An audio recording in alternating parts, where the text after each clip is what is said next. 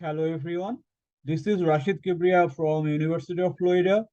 Today I want to demonstrate how you can run RTL-FSMx on a complex memory controller IP.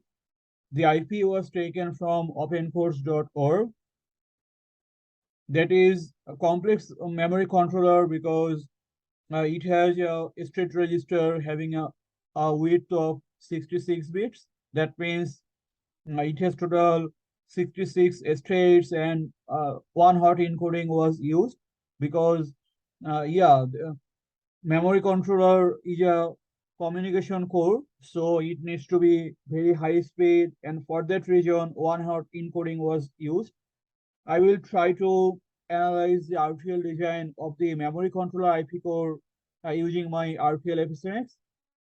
So you need to first find the tool, and then you have to load the RTL dependency files. The memory controller IP core has few um, dependency files, and you can find that inside benchmarks directory. And here you will see memory controller, and this MC underscore defines is the only RTL dependency file here. So I will add that.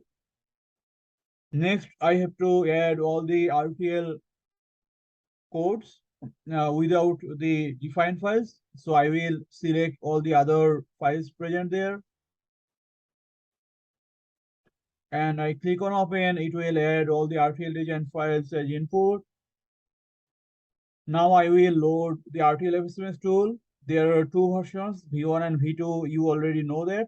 So I will first try to analyze this RTL using the V1 version of the tool. So I select that and hit open, it will add this.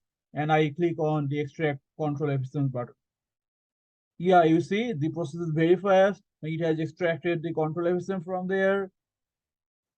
In my previous demos, probably the runtime was bit more because the system was not working like this. There were probably some loading issues, and for that reason, everything was slow.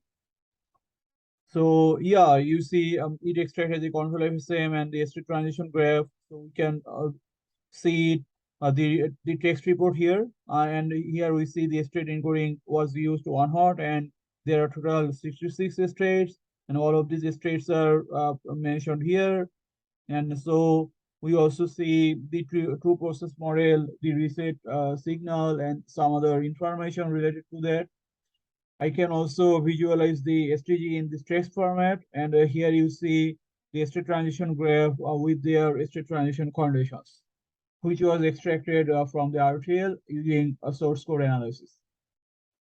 To get the state transition graph in graphical format, you have to load the V2 version of the tool and hit open. It will add that, but you do not have to change any other fields because those are already fixed. And then you click on extract control FSM button.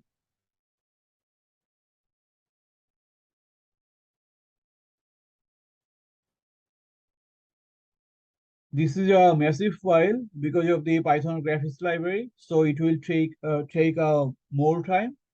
But ultimately the FSM extraction process is very fast. So you will see the report coming out in just a few seconds. Yeah, you see the analysis has started. Yeah, it is complete within only 2 seconds. So now we can visualize the state transition graph in graphical format.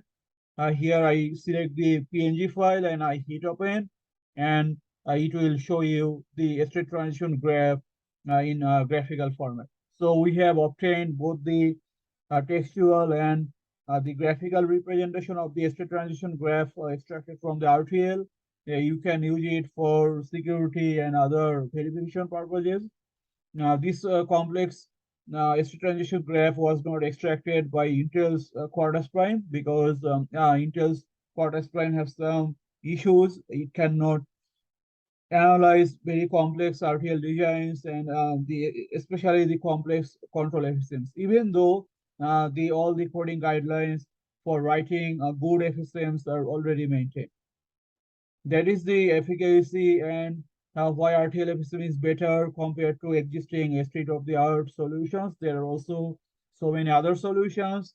RTL-FSM's runtime and accuracy is obviously higher than that, and RTL-FSM also provides lots of flexibility in coding style. Like you can even use nested control FSMs.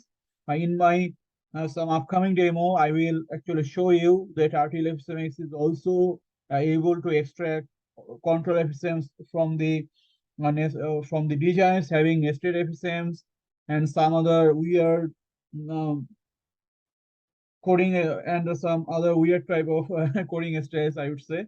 So yeah, that is the thing. And thanks for hearing.